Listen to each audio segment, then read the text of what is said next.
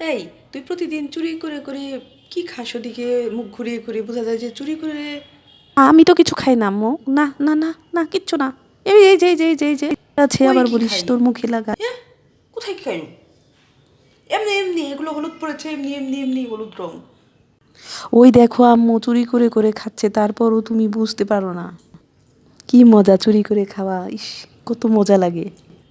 এই তোর মুখে হলুদ একটু এলো কোত্থেকে হলুদ তুই যে দিয়েছি বলিস? মুখে, রূপচর্চা করতে। হলুদ আর তেল, হলুদ আর মাংসের তেল। তরকারি তাই তো বলি, এত কম না কেন? আম্মু, আমি কিচ্ছু খাইনি চুরি করে।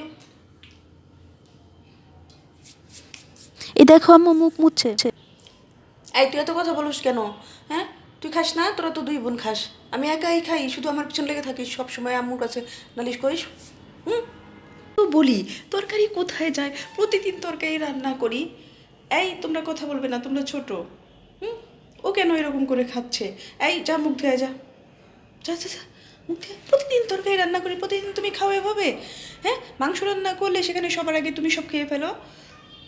আমি কি তো খাই ব্যাপার? না, আমি কম খাই। যাও, মুখ ধুয়ে এসো, কোনো কথা বলবা না, যাও।